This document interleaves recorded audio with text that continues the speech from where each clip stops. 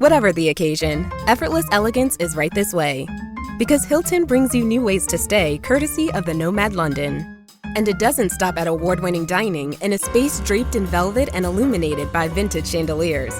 No, this day goes beyond with unparalleled personalized service and attentive hospitality. Oh, and did we mention the Nomad London can be booked using your Hilton Honors points at Hilton.com? Hilton, for the stay.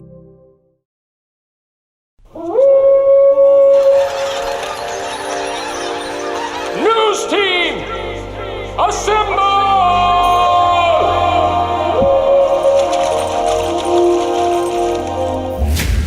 It's back and bigger than ever. It's the unofficial 40 from Soonerscoop.com. Now, here's the entire Sooner Scoop crew. Carey, Josh, Eddie, and George. Welcome back. It is the Unofficial 40 podcast right here at Soonerscoop.com studios on historic Campus Corner where the full crew is back. Josh McQuistion joins us from Houston. He'll be in Oklahoma next week, so might get to do a little bit of potting in person next week on the U40. And Eddie George are here. Baseball is going on, softball is going on. OU, their game today is postponed because they had some rain last night, and so they moved the late game to this morning. And it's not postponed; it just got moved back. Yeah. So, what were we expecting? Maybe like a 5 o'clock start? It was supposed to Probably. Originally at 1, maybe? Yeah, it was originally supposed to be 1, but I think they're saying like 4:30 now, and the Tennessee-Alabama game's going on right now, the game before them. So we'll see. Probably about 5, if I had to guess right. Probably be watching the game as you're listening to this. So Tyson Witherspoon on the mound, and I think a good performance yesterday. Yeah, they played really well. I thought they played really well. It might be the most complete game they've played in about a month. So maybe since like the Ole Miss series. Really good pitching from Jaden Barfield. Jamie hit yesterday. And if they want to get to the semifinals or the championship game or the quarterfinals, whatever, it's going to be a long week over in Hoover, and to get both those guys to eat up 4 innings apiece yesterday was really, really good. We were trying to figure out like the where the hell, what the hell is that baseball field they're playing on? And it's the field, I guess, that Rush Probst built over to Hoover. Yeah, they've been playing the SEC tournament there for, I think, better part of my life. I think it's like the last 26, 28 years, something like that. I know that we looked it up, and that was actually the field that the Birmingham Barons played at when Michael Jordan was on the team. So really? It has a lot of history over there in Hoover, Alabama. And, yeah, they use it now as a high school field. I know that after the game on, Tuesday, Jason Walk and Jamie Hitt both said that they had played high school games there. Jason Walk's from Georgia. I think Hitt's from, like, Texas, maybe? Probably some traveling. Something like that. Yeah, I bet they have like USSSA, that kind of thing. And then they also play high school football over there. So it's a multi-use facility, but certainly looks nice. It's kind of fun. Yeah, it's not. a good ballpark. There's not a lot of bells and whistles, but it looks nice. I mean, yeah. I mean, I like the press box. Actually, looks great. I like watching baseball on natural surfaces, and that's what you have in Hoover. Yeah. So we'll see. I think the biggest thing for Oklahoma baseball, the rest of the week, depending on what happens today, you have a great opportunity against Georgia, the number 1 team in the RPI right now. I just don't know how much you can help your resume for the NCAA tournament. We'll obviously find out where Oklahoma's headed on Monday, on Memorial Day. So, right now, D1Baseball.com had them projected as a 3 seed. I think it was a 3 seed this week in Fort Worth. I think that's a pretty comfortable regional if that's where they end up. So they're not going to host. We'll see if they can make enough noise this week to get back on the 2 line going into the NCAA tournament. But if nothing else, you got a good win underneath your belt. Kentucky, on the other hand, I don't know what's going to happen with them. It's going to be kind of interesting to see what the committee does with them. It's probably a couple sleepless nights going into Memorial Day in the NCAA selection show. A little weird for them that one of their best series was sweeping Oklahoma and then they lose to them in the SEC tournament. Yeah, it kind of sucks that they ended up getting Oklahoma again, beating a team 4 games in a row. Always pretty tough, but I thought OU played really well yesterday, and maybe the biggest news out of all of it is Dayton Taki's back in the lineup. I didn't get to see every at-bat, but I mean, he had obviously some pretty competitive. He went 0 for 4 with a strikeout. Does he look like a guy that is battling through, like he's not full range of motion and all that? Or? Running wise, yes, he's definitely limping around, but he had some competitive at bats yesterday. Went 3-2, I think, twice. Fouled off a couple balls. We'll see. He had a really good game. You know, the game that he got hurt on when he had the hairline fracture was the first game in Athens, and today they played Georgia. So he was on a career day with a couple of home runs. So we'll see. A lot more positive right now. I'm glad we got that win in on Tuesday, because if we would have done this on like Monday coming out of the Texas series, probably wouldn't be so positive. And what was it, 3 SEC selections for the Sooners? 3 all conference team. Kyson was first team, obviously, and then Easton Carmichael was second team, which kind of cool that he was like... How many pitchers are on the SEC team? Didn't even look. Have no idea. I'm guessing like 5. I can look it up, but I don't know. And then Kyle Branch was the all freshman team, second baseman. So pretty cool. And then softball, obviously, stickball is going to be out for you to check it out. We've got some Patty Gasso footage there from the game. Some Skip was on there as well, but Bob and Eddie breaking it all down. So you'll have that to look forward to as well. George Stoya is back from vacation. Did the vacation at all quiet your anxiety that you've been having in the office about the Thunder? I think the Thunder winning quieted my anxiety more than being vacation. Up 1-0. Yeah, I mean, being up 1-0, but even it just felt like getting through the Nuggets was such a big accomplishment. And like even last night, there was no real nervousness during that game. And that's not because I don't respect the Timberwolves. I think it was just that idea of losing the second round again would just totally suck. But anyways, I don't want to get too far into the Thunder. People don't listen to this for the Thunder talk. But I will say I love the haters. What else are we going to talk about in April? Past May. Spring football. Well, May, whatever, yeah. Come on, it's almost June. 4 starting pitchers and 3 reserve pitchers on the all-first team. Liam Doyle, Cade Anderson, Kyson Witherspoon, Zach Root. It's 4 of the best pitchers in the country. Vacation was great, though. Loved hanging out in Seaside. Lots of rich people there. Were you able to act like you were you knew everything about Destin, like you were a Destin veteran? No, not at all, because I don't know anything about Destin. I just was you learned more on this vacation than you did on your SEC meetings. You don't. The thing about SEC meetings, I've said this several times, is you don't get to go to the beach. Like you are just in a hotel for 3 straight days, sitting around waiting to talk to people. Like there's no like, oh, let's go down to the beach and hang out, or let's go try this restaurant down the street. You're eating at the Marriott Courtyard for 3 different meals and hanging out, trying to talk to different people. So I didn't know anything about Destin. You seems like you're upset about that. Like people thought that. It's just people. People think it's a vacation. It's not a vacation. I mean, it's fun to go down there. You get to see a lot of cool people and have conversations. It's a good media. Usually get to have. Yeah, and it's a really good media trip in terms of building connections and getting to know people in the industry, but also getting to know. Administrators and things like that from different schools or OU or whoever. And it's a good opportunity to talk to Brent Venables, who will be down there, and Porter Moser and Jenny Baranchek. So you'll be home for like 3 days, and then now you're headed back. Yep, I'll head back on Monday night.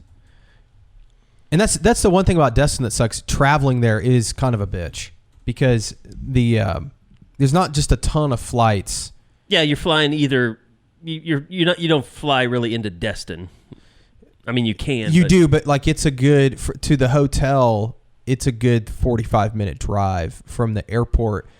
From Seaside, where I was this past week, it was over an hour drive to the airport. So it's a long trip. But the flights are also just not easy. Like Southwest doesn't have a direct to Destin or Panama City, so you kind of have to.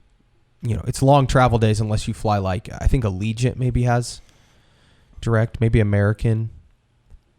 Wow, this is really interesting. Yeah. Good thing we cleared that Thunder talk and talked about your flights instead. Well, you brought it up.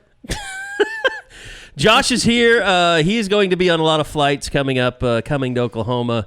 We did a recruiting report yesterday. That is up. I think we haven't really promoted that a lot, so go check out the YouTube page. That went up about 9 o'clock this morning. But a lot of, kind of what we'll talk about is on there. But obviously, Josh, and we're going to get more into the Bo Bentley stuff after you and I had went to see him. A lot of things have changed with him.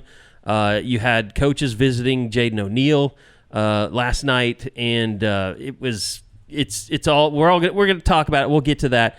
But first, Eddie Radosevich would like to tell you about how he sees better than you do. You guys know the bit.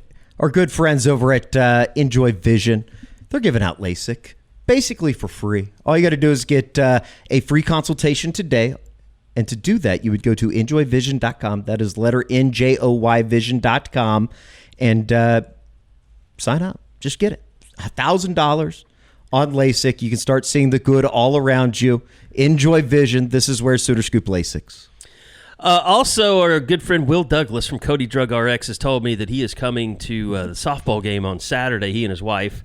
And I believe they're still considered newlyweds, are they not? They got married during the football season last year, after the football season? Right at the end. It was the week of the bowl game. Is it 1 year? Is that newlywed, George? Are you considered well, Josh, maybe we should ask you. Are you... I am unmarried, as it's been said. What would you say, like 6 months? I think 6 months is a fair allowance of newlywed as a title. Anyway. So I guess they'd still be basically in it, yeah. I feel like I've been married for 6 months right now. Which is a good thing. It feels great. Is it? Okay, yeah, you said it like no, it was a it's a complaint. good thing. It's a good thing. Okay. Did you get the knives, by the way? I did. They're awesome. Great knives that Carey bought me. Super nice. And you told me that someone actually bought you the record player. Someone did, and I'm going to give him a shout out because he's actually a big scooper. And the reason he bought the record player is because he listens to the pod. And not only did he buy the record player, get this, he bought the plates as well. Oh, wow. That we were still wanting because of what I said on the pod last week. So shout out my good friend, good family friend, Rick Sapola. He's the best. And he ended up buying that, but he's a big scooper. So Rick, I kind of respect you, but I also think you're a jerk a little bit for buying the record player that I didn't approve of. I love that he's pitted us against George here, Carey, because I was anti-plates. So like it's just all negative from the Scoop ownership wing. This is bad. But we were talking about Will Douglas. If you guys are looking for more energy, better focus, or just want to stay ahead of the game, check out NAD Plus injections from Cody Drug. This is the next really big thing. They're doing it all in Hollywood, so it's legit. Talking about it all over. That's a joke. Sorry. All over social media. Not trafficking. But you don't have to run off to Los Angeles in the middle of the night to feel better. Quick and easy. Just head to CodyDrugRx.com. Book a short telehealth visit and your NAD Plus injection or your nasal spray ships out the very next business day. Cody Drug custom compounds everything in their state-of-the-art sterile lab, including specialized medications for men's health, weight loss, anti-aging, and more. So you're interested in any of that stuff, go to CodyDrugRx.com. It'll help you feel better faster without the stadium steps that Schmitty will put you through. And thanks to Will Douglas, big OU fan, for supporting the pod, and hopefully you get up here for Saturday. We get to say hello. Maybe you can stop by the office. So, all right. So we'll get to recruiting. I think football wise, it's mainly been just in-home visit, but camps are getting ready to start up June 1st, and Josh will be here for those as well. And obviously. We went out and saw Bo Bentley, but the camp stuff the practice stuff that you're going to go to next week throughout Oklahoma, Josh, kind of set the scene for us. Like, what is the big names that you're really wanting to get out there and see, and that maybe you haven't seen in person before? Yeah, the first one is obviously Cooper Hackett. I mean, earlier this week on 3 releases their new updated 2027 rankings, has him number 13 in the country. Guys, I am winging this. I'm just sitting here thinking about it. I'm almost certain that's the highest rated offensive lineman to come out of the state of Oklahoma in the time I've covered, and in 25 years. Like, I don't think there's. You would have the guy that Carey, the guy that I think you'd have to go back to be in contention is Wes Sims. Yeah. Like, I think that's the last guy that would be in that conversation of that kind of high level. 1999. Yeah. But yeah, I mean, he was a guy. It was a Texas OU battle. Now there have been defensive linemen, like it was the Pickrell, Gerald, Brian Pickrell. Pickrell was a 5-star. Adam Dorian, the kid from, was that his name from Duncan? Yeah, from Duncan. Wow, that's a pull. He ended up at Texas, right? I mean, kind of just flamed out. Yeah. I don't remember him doing much. Wes played against him, I want to say my sophomore year or something, and I remember watching and just being like, that dude's not, like, that guy's not special. So I think somebody gave me a bunch of pictures of him in high school, and I never really saw him. But that, you remember, that's when, God, why am I forgetting Heritage Hall? Wes Welker. Wes Welker was coming out too. I mean, so that was a hell of an Oklahoma class. Yeah. Would Ronaldo Works have been in that class too? See, Ronaldo was. I think Ronaldo would have been a little bit younger. 2000. Okay. Yeah. He was right been around a couple there. years behind. Yeah, you're in the same window though. But I mean, like, you got to look at like a Jamal Brown who came as a defensive lineman, switched to offense. I mean, there hasn't been a guy like this in a very long time. I mean, very long time. And it's crazy because Oklahoma's got two of them. He and then Caden Penny at Bixby is another top 50 guy in the country. And I would say, like I said, even in Caden's case, I think he's at number 43 right now in the On3 rankings. Guys, I think the same conversation would exist. Like, because the guy I'm thinking of that's the most highly ranked in that period is Matt Romine from Union in like 2007, like years and years ago. And Matt was like a fringy top 100 guy. So, to have two guys like this, and then again, we've talked over and over again about all the talent, the Bryson Browns, the Samaj Stanfords, you can, Ben Kolar at Norman North, Titus Hawk at Choctaw. I mean, there's a lot of dudes in that class. So, yeah, Cooper Hackett was where it kind of starts, but there are, I mean, like Booker T, going to get a chance to see Joseph Graves again, the big defensive lineman. They've got a kid named Dwayne Jones that's got a bunch of big-time offers on the defensive line.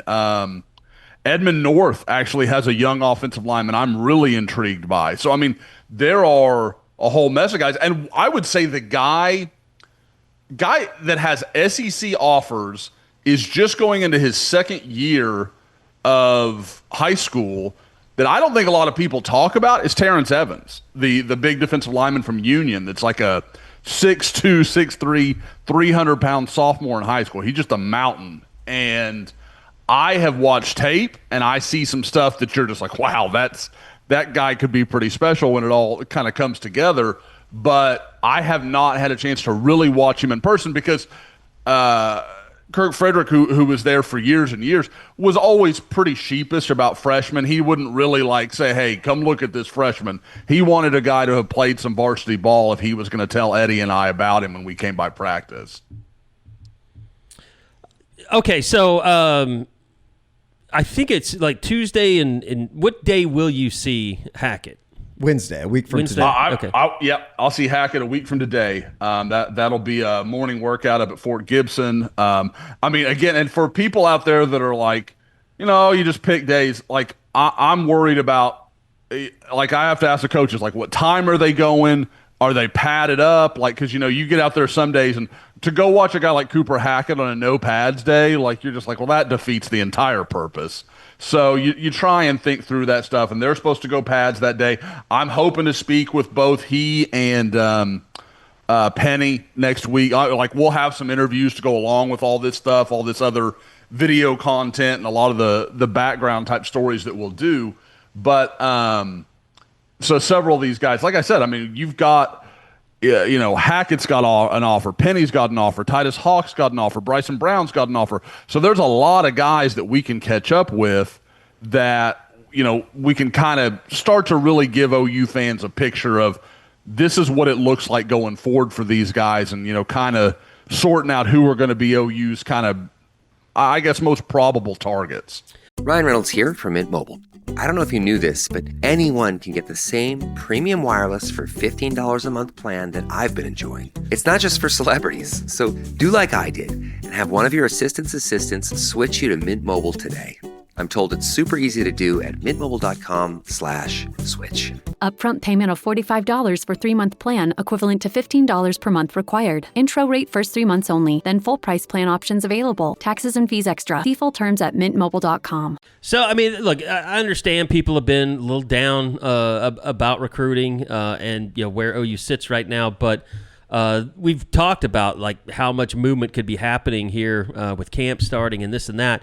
Josh, I think maybe one of the things that's popped up right now that should give OU fans hope, and I know this is just a joke everywhere it shows up, whether it's YouTube comments or on the Crimson Corner on Sooner Scoop, but OU getting interest in a 4-star tight end and looking like they might be a player. Yeah, the big guy from Indiana, Tyler Ruxer. Talked to him a little bit yesterday, kind of through the evening, and I like where OU is with him. I'm not saying they lead. There's a lot of ground to make up. I won't say that I know the kid well enough to kind of read what he's telling me that clearly, but a guy who does know him really well is Steve Wiltfong. For those that don't know, Steve Wiltfong's home base is in Indiana, so like he knows Indiana kids real well. And is always going to have a good feel for that area of the country. And, Steve has posted on the board like he likes where OU is.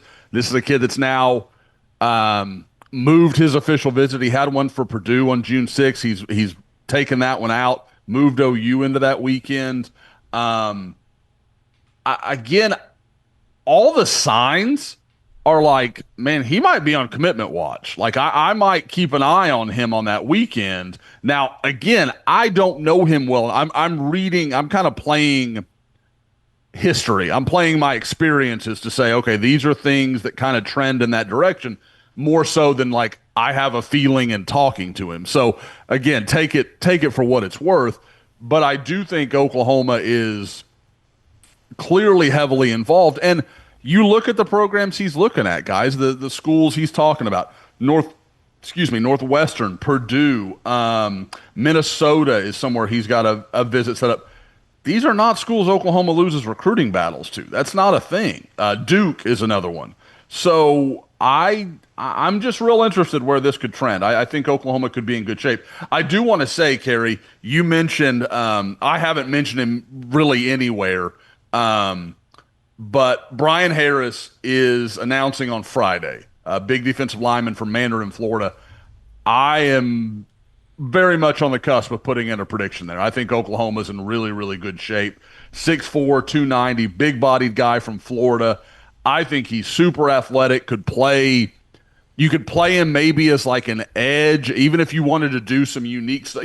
Guys, kind of like what we used to talk about with David Stone when he was young. Like, okay, you could play him like as an end in a 3-man front, and then if you want to vary it up, you could put him back inside as a 4. And then once he grows into it, just like Stone, okay, he's a pure defensive tackle. So I like the kid a lot. On Three's got him as a 3-star. I think only Rivals has him as a 4, but he'd be a 4 for me. I really like what I see on tape from Brian Harris.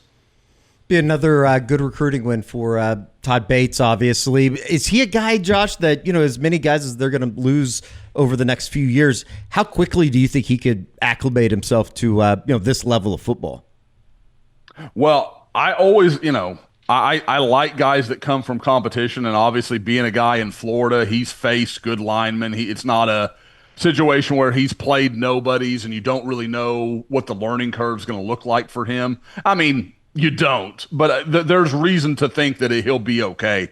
It wouldn't shock me at all if he's a guy that, depending on what it looks like from the portal next year. I mean, we know the defensive line room's going to lose a little bit following this season with Halton and Dominic Williams and that kind of look. If you told me he was a 15 snap a game guy, I don't think that's crazy. Like I don't think it's what the ideal scenario would be, but him coming off the bench as like your 4th defensive tackle behind, Stone, Jackson, and Trent Wilson or something, I think that's completely possible. Or even your fifth, if Marcus Strong kind of continues to his emergence. So I would like this a lot, and I think he's one of those guys that would be capable of helping you pretty early and really has a pretty good ceiling that he could be a better player for you down the road than maybe his commitment would make you think. I guess his ranking would make you think.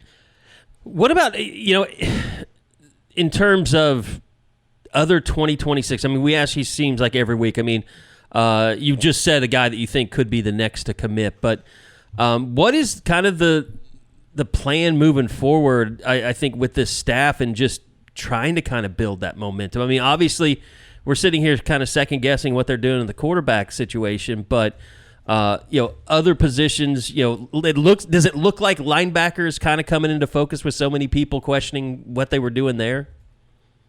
Yeah, obviously Oklahoma gets Ja'Cory Smith last week, and that's a huge starter, and we've talked about that one. What I think is really interesting this week, and we've talked about kind of the dominoes and the way things are going to fall. We talked last week about Wisconsin potentially offering Ben Wenzel, the big linebacker from Wisconsin. And I thought maybe it would happen during the official. I kind of expected it to happen. Well, I think Wisconsin started to feel the heat a little bit and thought maybe the kid was slipping through their fingers and decided to go ahead and offer him earlier this week. I believe that was Monday of this week.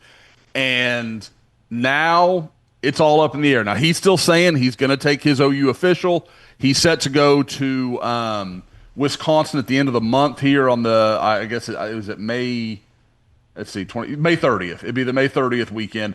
And then Oklahoma, he is expected to go visit on, is he June 6th or 20th? I'm blanking out. Give me just a second. I'm looking it up.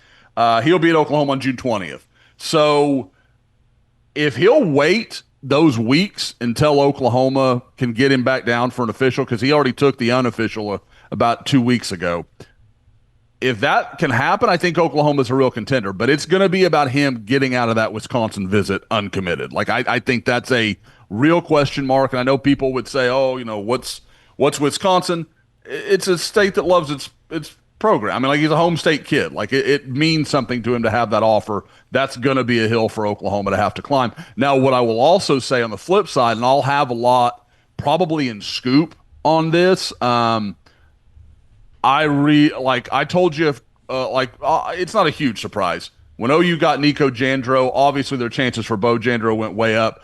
I think you're starting to see him really start to narrow his focus. I think it's probably going to come down to Oklahoma and a couple of Big Ten schools, and I think that's going to be it.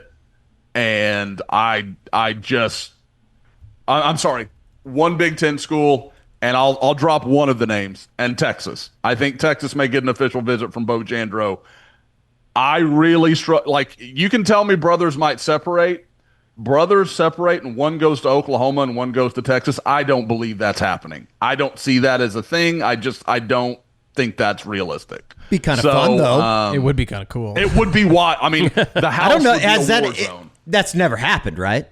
Where there's one brother at one school and the other brother at another school? I mean, obviously it's happened, I'm sure, but maybe not OU Texas. The Mays brothers, a couple years ago, one went to Tennessee and one went to Georgia. But, I want to say the younger one, after his freshman year at Tennessee, transferred to Georgia. Or maybe it was his freshman year at Georgia, he transferred to Tennessee. I can't remember the order. I think it was Georgia to Tennessee. That's the only one I remember like that. Wow. Josh, I'm going to put you on the spot here. How many players do you think end up in this class, and where does this class end up ranking? Top 25, top 20, top 15? It ebbs and flows so much as far as the number, because I think what Oklahoma is being super smart about is not just going out and offering everybody because we got to fill our quota. I think they are being they're making new offers, but they are guys that they see as, this guy can legitimately help us, not just we got to get a linebacker or we got to get a wide receiver. They are guys, they see traits they can make use of. Good example is Dallas Dickerson, the wide receiver from Georgia that has now set his official visit for June 6th as well. So I think if I'm betting, I'm going to say like 22 to 23, somewhere in that ballpark. I think OU would like that number to be just a little bit higher, but I don't think they want to reach and take guys that they don't really believe can help them. Because they know they can go get a body in the portal. Because we've talked about this for years. You can go get a body in the portal, rent him for a year, let him go through practice, let him do all the stuff, and then, hey, next year in recruiting, you've got that scholarship right back rather than having to worry, are we stuck with this guy for a couple years that we're not really that high on? I think you're on mute. Workday's starting to sound the same. I think you're on mute. Find something that sounds better for your career on LinkedIn. With LinkedIn Job Collections, you can browse curated collections by relevant industries and benefits, like flex PTO or hybrid workplaces, so you can find the right job for you. Get started at linkedin.com/jobs. Finding where you fit. LinkedIn knows how. Josh, it happened on Wednesday morning before we recorded this, but Oklahoma has sent out another running back offer. Ryan Estrada out of El Dorado High School in El Paso, Texas. 4-star kid, so I mean, obviously kind of checks a bunch of boxes. Know much about him. Is it interesting to you that Oklahoma went back into the 2026 class? I think it isn't. I think it tells you kind of where they are on some of their running back options. Guys, we haven't heard a lot from Rylan Morris in a while. We haven't heard. Now, some of that is Rylan Morris is just pretty quiet. Mm-hmm. So I don't want to say that just means it's over there. I still, from everything I understand, he's going to take his official visit on June 6th. At the same time, you've seen him go after some other guys, and there's several offers out, and I just don't think much is happening there. So I think they're trying to kind of check all the bases. Now, with Ryan Estrada, it's funny enough, I was going through, probably about 2 weeks ago, because I was kind of having this conversation, where is the running back in this class going to come from if it's not Rylan Morris? If that doesn't work out, where do they go? So I was going through some film, and his is one of the ones I came across, being a fairly highly ranked guy in Texas. And this is a guy, plenty of speed, definitely is a guy that just wants to get north and south. Plays kind of like the opposite of what we're talking about with Brian Harris. Plays out in El Paso. You don't exactly know what you've got sometimes on tape, but what you can see, and you can eyeball it. The guy can run. He can really, really go. I pulled up his clips just kind of as a refresher for me, and it's just one clip of him making one cut, two cut, and then he's, gone for 70.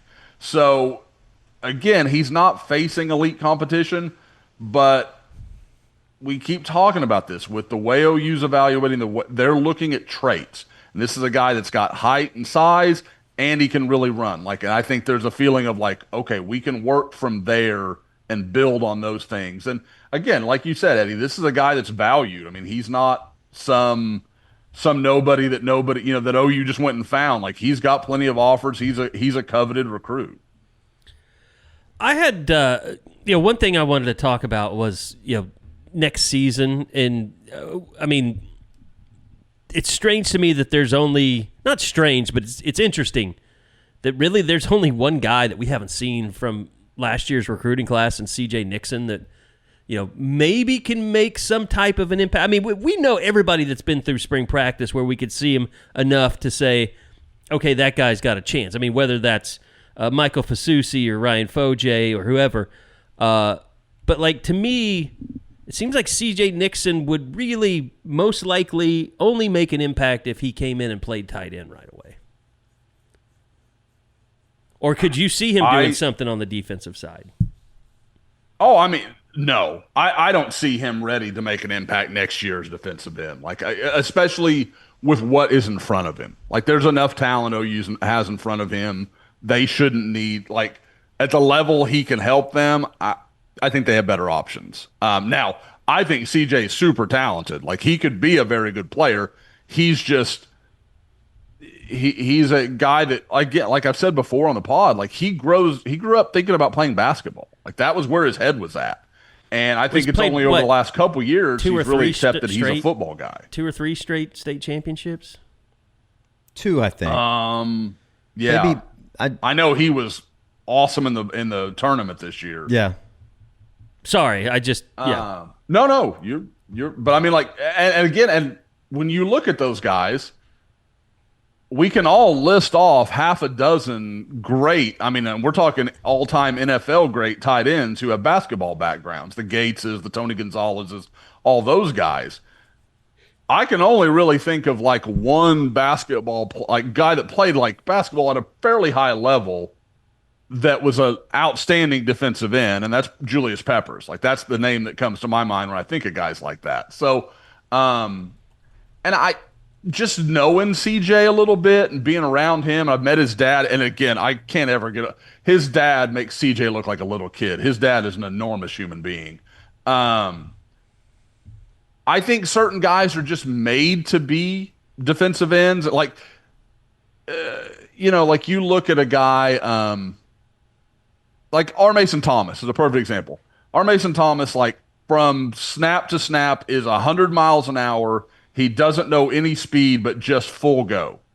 CJ Nixon has more of a tight end mentality. He's an offensive guy. Like, I'm going to go catch a pass. I'll do what I need to do here. I'm going to do my assignment. I don't know, like, and that's what I've always wondered about with him. Like, because we know who Miguel Chavis is. We know what he expects and like what he believes in.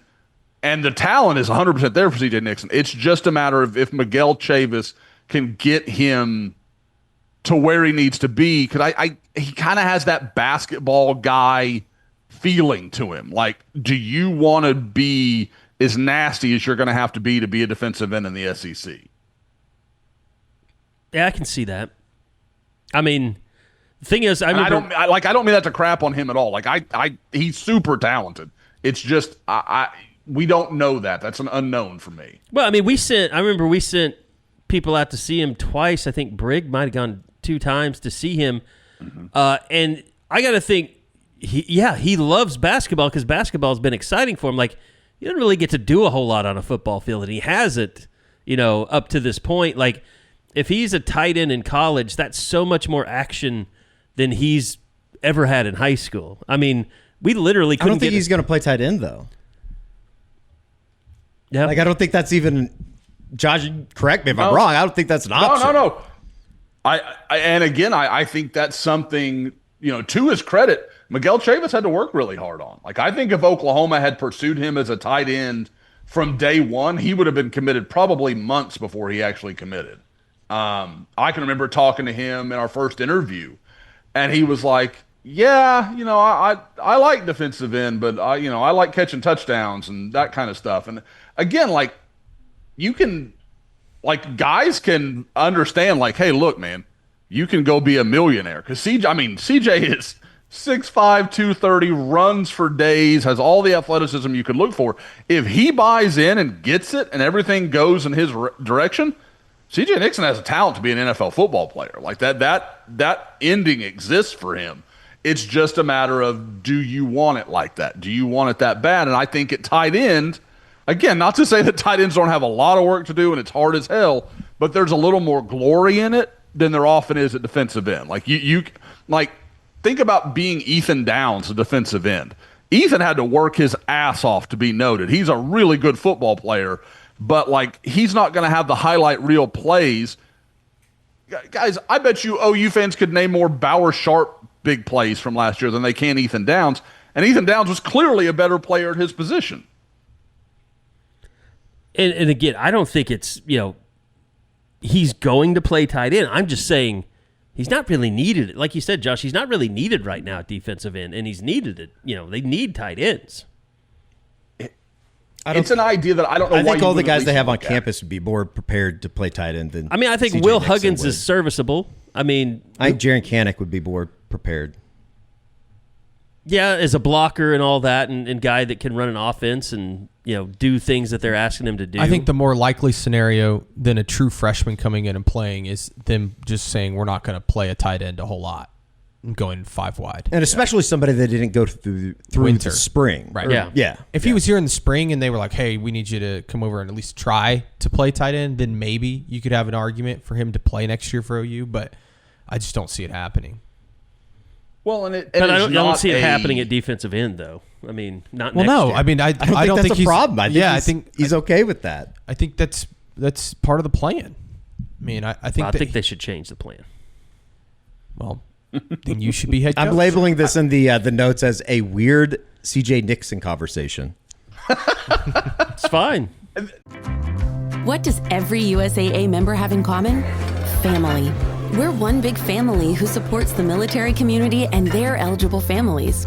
And if you, your parent, or spouse served, you could join our family and save big on auto insurance. Visit USAA.com/join today to check your eligibility. Membership eligibility and product restrictions apply and are subject to change. USAA means United Services Automobile Association and its affiliates, San Antonio, Texas. Carey, I agree with the sentiment. At the same time, I hear what George and Eddie are saying. Like, I don't think there's any reason to think this is in play at all. Well, you're big Chavis. But I don't disagree with you at all that I think he could absolutely, or that I've said it since recruiting.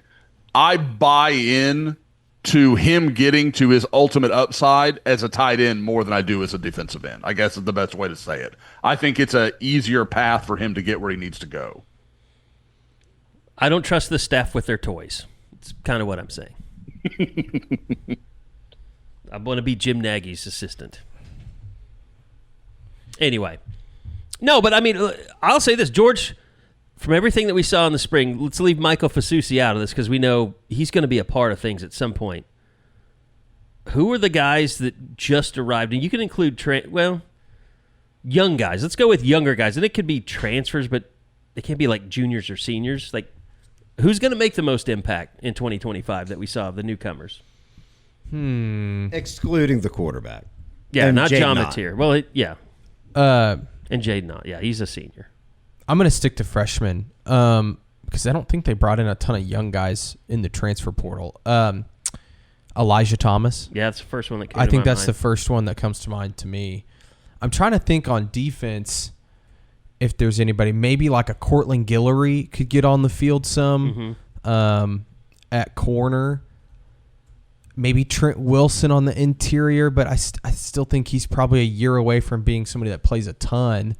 So, yeah, those would probably be the two guys. And obviously, like you said, Michael Fasusi. I mean, he's going to play. Ryan Foje is probably going to play. But other than that, I don't think there's a ton of freshmen that will see the field unless something goes bad, I would think. Yeah, and I mean, some guys, they went through spring injured, like Nigel Smith got hurt late. Well, he's not a newcomer. Afalava, late. Well, young guys. Well, I thought the question was newcomers. Is Nigel? He redshirted though last year. Yeah, but he's not a newcomer. Yeah. Okay, you win. I'll let you win. No, but yeah, I mean, I won't say Danny Okoye because he's not a newcomer, but correct. It's a great pod. I mean, you could change your terminology. It's just to guys George and I maybe being didn't have a role awkward. This last is the year. pod today. Well, no, I it's guess. just we are struggling with this pod today. It's because there's really not a ton to talk about. There really is. Well, I want to talk about Thunder, but you were immediately like people. We can talk about the Thunder. I mean, it's too late. The moment is past. Josh, do you have any thoughts on youngsters playing in 2025? I think the guy that I come back to, just because I know I've heard, behind the scenes conversations with people like using him as an example of what they're looking for, is Elijah Thomas. Guys, like I think as much as we talked about him, and I know there was buzz about him kind of, from various places this spring, I don't know that, like, I just think he's one of those guys they think's just going to get better and better and better, and it's going to happen kind of fast. Like they think there is a ton there, and guys, I just know how gifted he is. Like, I remember for years now, or 2 years watching his tape, and every time I watched him, he had just gotten a little bigger, a little faster, and I think he's going to be unbelievably good and probably have a huge role. Just this time next year, we're talking about him maybe as OU's number one wide receiver. Do we think that, we always talk about defense and being in the system, and you enter year 3 and you make that jump under Brent Venables because of, obviously it's a really tough defense to play in. Does Ben Arbuckle's offense, does it offer like a lending hand, I guess, to a freshman to come in and be able to participate earlier than maybe some other positions? Or is it just simply maybe just the fact that you can do it a little bit easier at wide receiver than another place, if that makes any sense?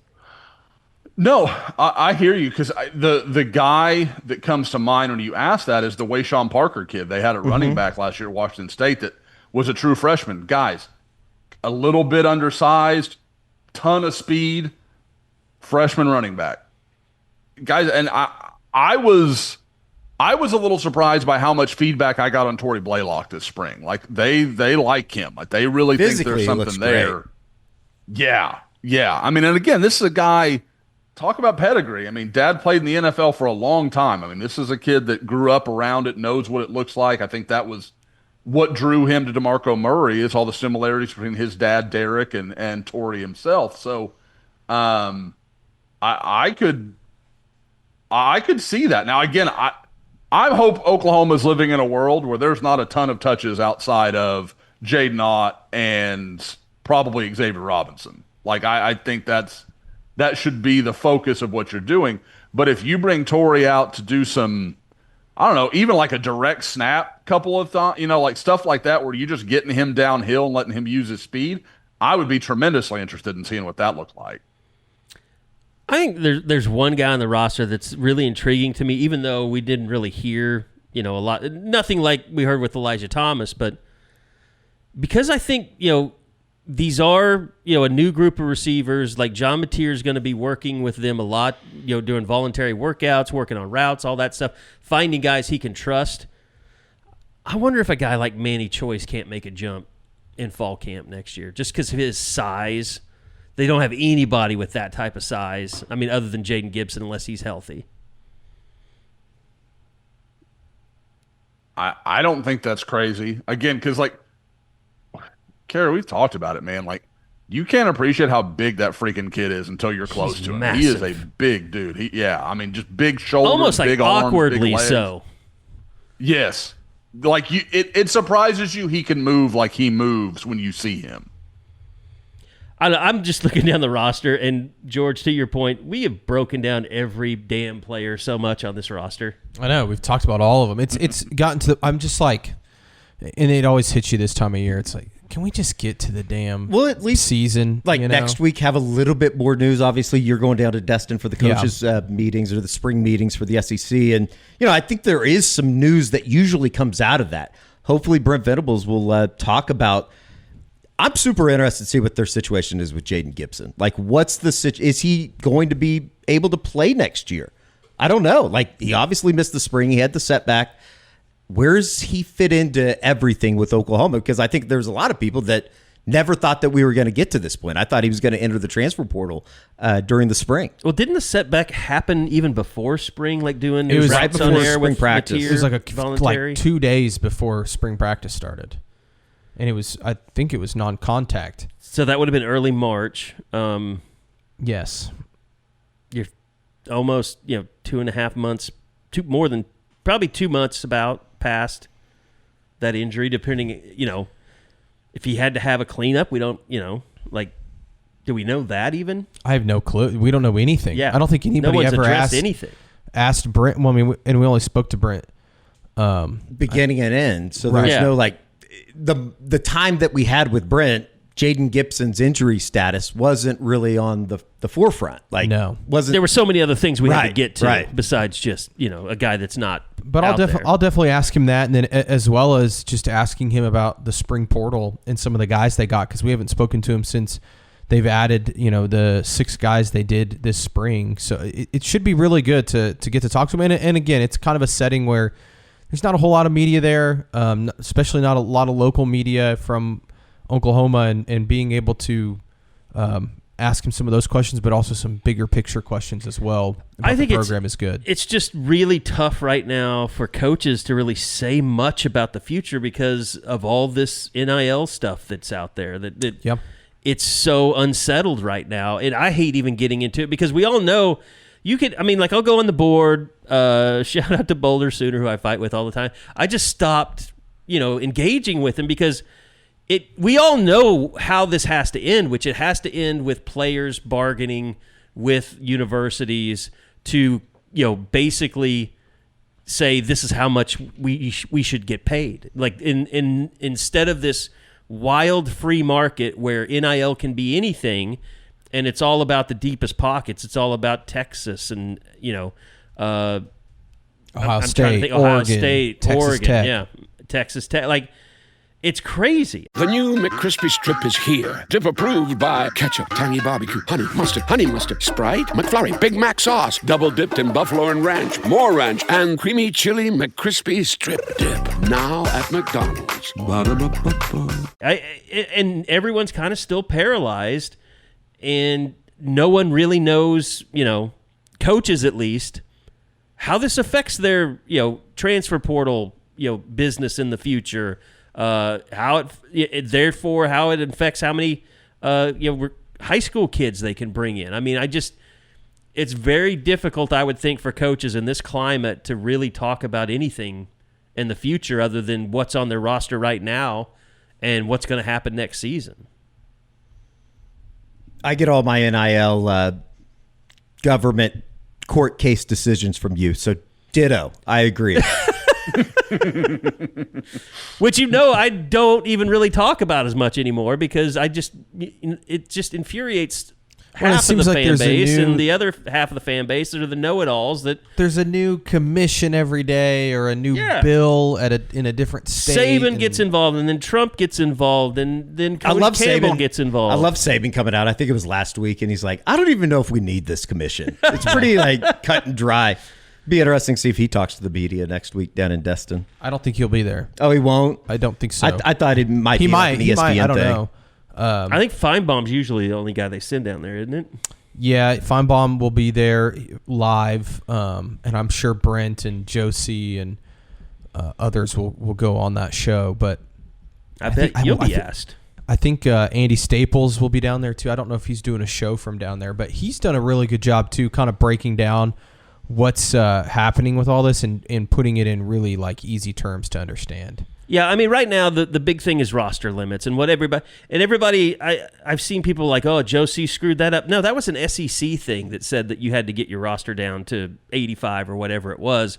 So everybody in the SEC was taxed with doing that, and then now it looks like that wasn't the best decision because roster, at least the Claudia Wilkin judge, she's telling them that they can't have roster limits. So, that's one little thing that leads you to not advancing this any further, and whether that's, NIL governance, how much people can get paid and what's really an NIL deal and what's not, and all that stuff is still yet to come, but nobody knows when or how or why or, what this is going to look like a year from now. I think everybody right now... It's a great product we got right now, isn't it? Everybody right now is spending as much money as they can because they're afraid that, this governance is going to come and limit them in the future. So, that's why the receiver market was so crazy, that, in this offseason. And that's why Jim Nagy was so good at getting guys like Michaela and Ott on board, and they were grad transfers, so they could do more there. But... before they got really into the open market and it just exploded. And then, Texas Tech took that receiver back again. My God. Yeah. What's his name? I can't even remember. Micah Hudson. Micah Hudson. My God. Did he continue to pay rent in Lubbock? Those are the little things that I just kind of find. Well, did anybody continue to cut him checks? I don't know. I would think that he's going back to Lubbock for a little discount. Go ahead, Eddie. I would imagine he's having to do a little bit of a discount, right? Oh, yeah. Micah Hudson, he just needs a home. He's probably at Tech because he had nowhere else to go. I think there's a little bit of that. Didn't he, correct me if I'm wrong, he got in trouble up in Washington, right? Hudson? Yeah. He went to A&M. Or A&M. I'm sorry. Well, he never ended up going to practice there. Who am I thinking of that was up at Washington? You're thinking of the kid from Texas, Eddie. Jonte Cook. Yeah. I get those two for some reason. Well, I get those two mixed up. They both had problems. Yeah, that's fair. But it is amazing. There's no bigger change of direction though than Texas Tech fans who were just burying that kid when he went to A&M. Like, oh, he demanded a limo to drive him from practice to his dorm every day. Like this whole, like they had this whole list of things that they chose. Some of them seem to believe like were his demands, and now he's back at Tech, and you're like, well, did Tech give him those things, or what's the story here? So he's a super talented guy, but guys, he's been weird to cover since his recruiting. Like, I remember talking to him about how much he loved him at Jones, and then like a week later, he just cut OU off. Like, and for no, like, not a reason I could ever truly decipher. He's got a very interesting way of going about things. It is interesting because there have been very little rules, yet you've still seen the Nico situations. You've seen the Micah Hudson stuff. Like, there are still some people out there that screw it all up when they have every advantage in the world. It's just amazing. And you know what? I'm surprised there haven't been more of those incidents happen. And it's like... Well, I think there have been. They haven't been as public as that one. Well, there was the UNLV quarterback that said he wasn't getting paid and he left. Where's he at now? But that was like over $100,000. Where did he end up at? I don't remember. Sluka. Matthew Sluka was the guy's name. Signed with JMU. He's at James Madison. Oh, okay. Oh, wow, what an upgrade. JMU's been pretty good lately. But still, it's like when we're in the post-Signetti era now. Yeah. JMU, they're good at everything, though. It's a good athletic department for what they do. Yeah. But yeah, I mean, it's, I am surprised that there hasn't been more, just complete, grab, whatever you want to call it. But yeah, I mean, be interesting to see Nico at UCLA. I think the thing that intrigues me most about the Nico situation is he wasn't a great quarterback. Like, he wasn't living up to that billing. And is that just going to be more exposed at UCLA without as much talent around him? I don't see how it's not. Like, I don't understand how he's suddenly going to be, because again, the talent is unbelievable and it's there, but I don't know how you don't have very real concerns about him as a leader and those kind of things. And the only thing that gives me pause is he knows that too. Like, you've got to think, if there's ever a year where Nico is just like grinding the shit out of tape and just like fully bought into being the team guy, this is that off season. Like, this is that moment.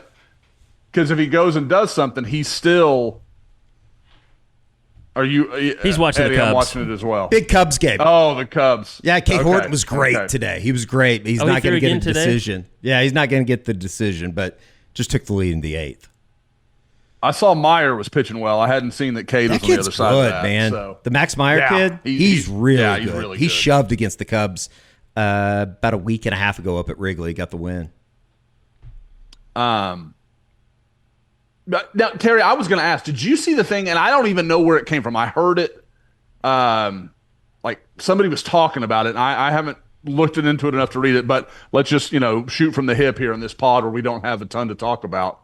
Something like the rules they're trying to put in place for all this NIL stuff, like 70% of the deals that currently exist would not pass the smell test on. Yeah, of course they would. Like, holy shit! No, because this is all pay for play. That was at the ACC $3.5 million isn't market value. I'm going to tell you what most of OU's team, it would not pass the smell test. Like, Sure. What is John Mateer getting paid for? Like, what's he doing? We don't see him do anything. Like, he's being John Mateer. Yeah, he's just being John Mateer. He's being the quarterback in Oklahoma. He went to like a gymnastics meet and they filmed it, but I'm sorry, that's not worth $1.5 million. They found somebody that said it would be. They found somebody who was like, yeah, this is going to get enough impressions. That's the thing, Josh. Like, how hard you have to work to make a decent amount of money, like in this business and media. Oh, like, there's very little that's worth $1.5 million. I mean, I think Livy Dunn probably is legitimate in what she made in NIL because she's not a star, and they weren't nobody was backing her to be at LSU. She went out and made her own money with Viore and all the other stuff. LSU wasn't paying her. No. She was getting actual NIL deals. That's crazy. I think she just kind of started like on TikTok and just monetizing her TikTok. Right, and then if it you led to do brand that, deals. that's fair game. But it's the stuff where it's like, oh, you're paying so and so, basically directly from the school. That's not what NIL what it is. It's like it's OnlyFans for college players. I mean, it's like people just give you money, but you don't have to show your cooter or anything. But I love getting that in there as much as possible. So that pause again. The whole the whole problem is, as a guy, very hard to monetize yourself in the way on social media. Yeah, like unless you're Mr. Beast. Yeah, or like a he's gamer. the only guy I can think of, and I know there's others. But like, you got to have a very clear niche. Women clearly use girls. sex. You could just be incredibly hot. Yeah. The community that I didn't know about until probably about the last year and a half, the amount of money that these streamers make is absolutely like Kai Cenat and Speed those and guys. I mean, you're talking about $multi-million. Yeah, they have hundreds of thousand people that just subscribe to their channel. Much like like putting video on YouTube, or a podcast on YouTube and stuff, completely late to it. I just don't understand the draw to it. I don't understand. Like I've watched a couple of like the Speed guy or the Kai Cenat guy. Mm-hmm. I just don't understand. I don't understand. Well, like Kai Cenat, like they do too old. I'm really too old. stupid shit. Like I think it was like Kai Cenat that had a bunch of fireworks in his basement. And they set off like in the middle of his stream. Even I don't even. I don't even. I think I'm too old for that. Yeah. I don't even get it. But Kevin Hart goes on, like, that's the whole thing. It's like this cross, pollinization or whatever. It's like it's like there's a reason that people want to go on Pardon My Take, and there's like the comedian. You're into comedians a lot. Like there's a reason that Shane Gillis and Theo Vaughn and Joe Rogan, they're all mooching off of each other's subscribers and viewers. Sure. So and Bert and Tom Segura, Tim Dillon, Tim those guys. Dillon, yeah, definitely. It's all an ecosystem that they just are all about just going around that ecosystem, and they gain followers and they get to 1 million people listening to their shit, and then you're making a whole lot of money. Yeah, it's crazy. Whereas we're covering OU, trying to maximize every penny that we can. We'll never have 1 million subscribers on YouTube. We'll never have 1 million people listening to our podcast. We might if you start presenting some of the ideas that I have. You better some angles that we haven't. You need better goals. Really seen. I need better goals. Yeah. I mean, Are you willing to show your butthole? My goals. I'm not willing to show my butthole, but I will tell you why Building 7 means that Oklahoma's going to move the football a little bit more. We got to get in the Tim Dillon ecosystem for that to happen. Be interesting. How long's it been since we've had a Building 7 reference? Like it's been a little while. Been maybe a year. Maybe a week. Yeah. Well, you sit with them in the conference room every day, so.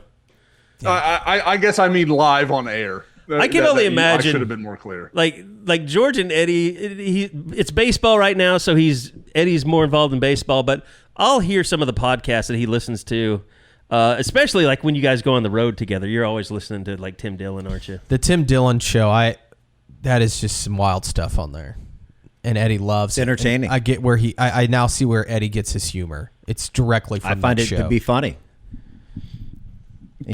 George, has it is your phone listening? Has it affected your algorithm? No, because you're listening to it with Eddie. Okay. No, I think Tim Dillon's very funny, but that is not a podcast that I listen to.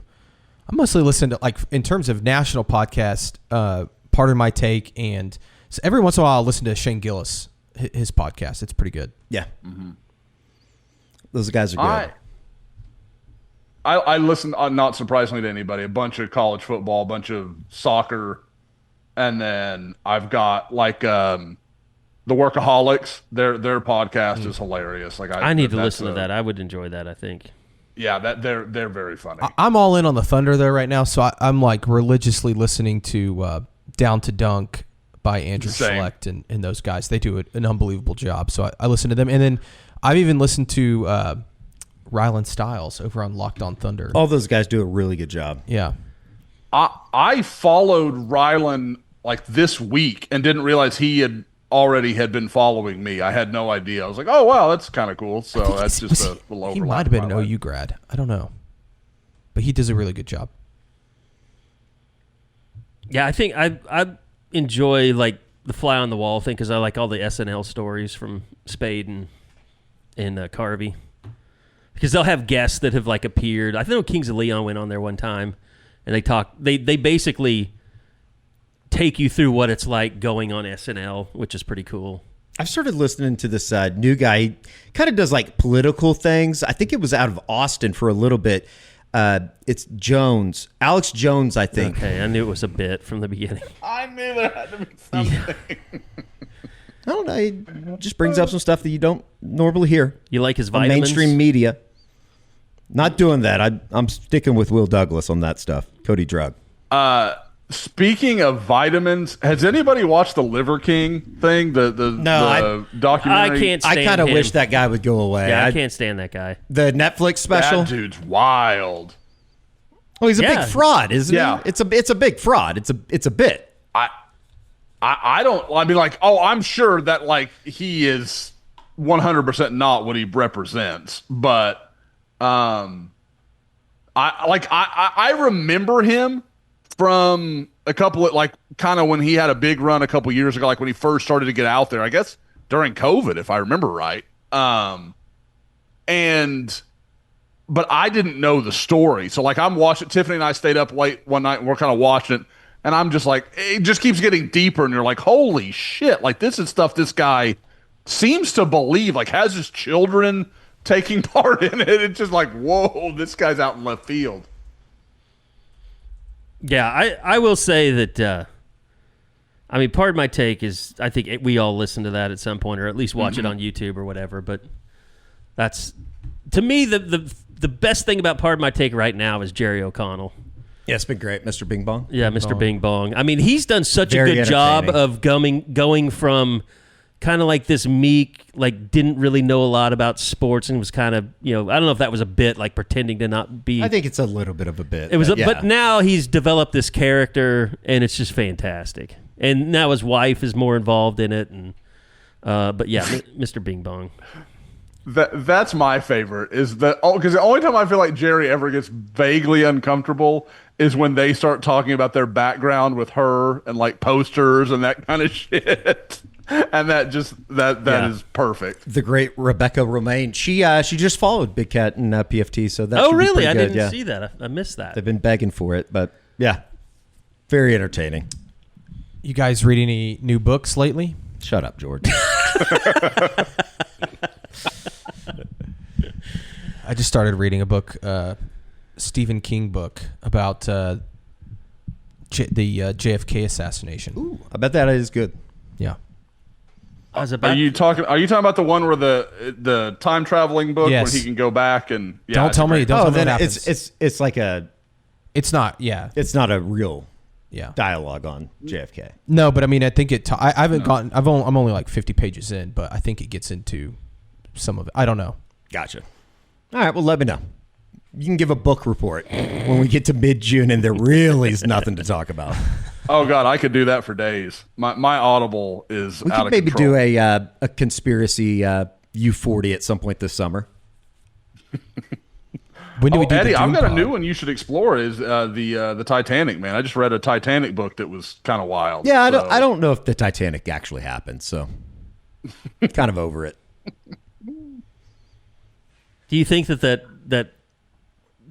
little submersible that blew up didn't really happen either? No, that definitely happened. Those people deserved it. There's nothing to see down in the sea. You know what I mean? Like, why would you go down to see the Titanic? There's nothing to see. Built with parts from Home Depot. Like, yeah, blew up you're on a 'em. billionaire. It's like, what do you just build your own, dude? People say that like you get bored with billions of dollars. Let me try. I'll try it out. Then I'll get back to you. I don't think I'd ever get bored. Play golf. If you had billions of dollars, we could never get Joe C to leave this place. If I did? Yeah. Oh, I'd donate all of it, but if I had millions, I'd just play golf. It'd be awesome. All right. I really think that we should put this pod out of its misery. All right. The OU golf team NCAA National Championships coming up. I think it starts on Sunday this week or maybe Friday. I'll post something on the board. We'll be keeping up to date with it, though. I will say with this. Ryan Hibble's group.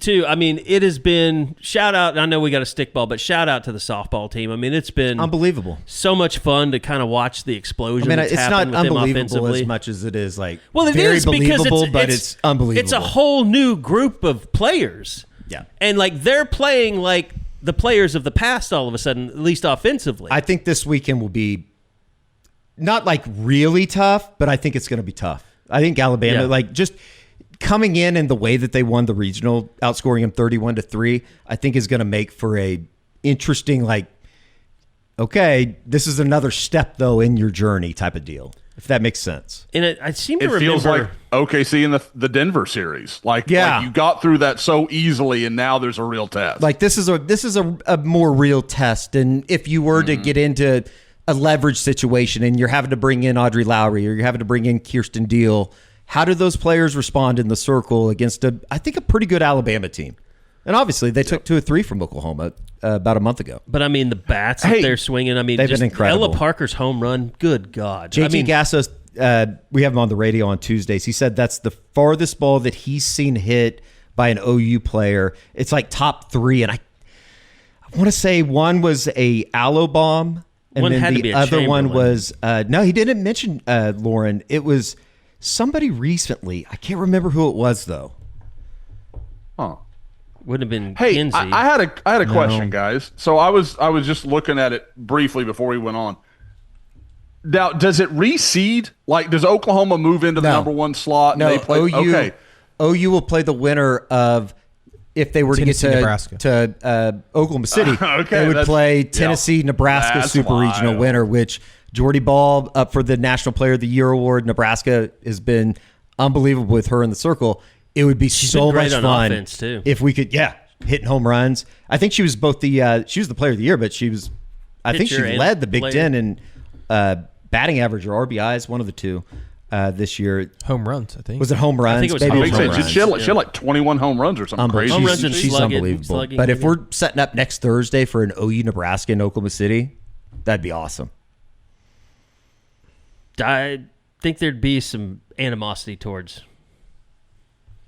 There would, but it's I don't know. kind of interesting because I think the animosity would be from the fan base. I think like the program wise, everybody was cool No, with I'm her not leaving. saying OU or Yeah. the team would have animosity. I just think people would look at Jordy Ball as as they would. I mean, we know the softball fans; they're into it, man. Yeah, but I don't think it'd be. I don't know. I mean, she won them 2 national titles. Sure. Yeah, but she also left, and they have pitching problems. And could keep them from another one. Oh boy, if they got beat by her, oof. Again, man. Although I the think softball people have they have problems anyway, so it is what it is. well, just the guy that it's like keep your eye on the ball. I think they priced him out though. I haven't heard him this year that much. So yeah, I mean it's going to be great. I think he was one of the players' relatives. Super regional, I could see that. Yeah. Super regionals coming up against Alabama. Was it Friday, Saturday, Sunday? Friday at 4, Saturday at 2. If game to be determined. But yeah, just been so much fun. Really, since the SEC tournament and that Arkansas comeback, it's been a totally different looking team offensively. So, all right, Josh. I guess we'll see you in person before we pod again next week. Sorry for the awkwardness today. We'll blame George on that. So thank you for listening, and we'll be back again next week with another edition of the Unofficial 40 podcast right here on Soonerscoop.com.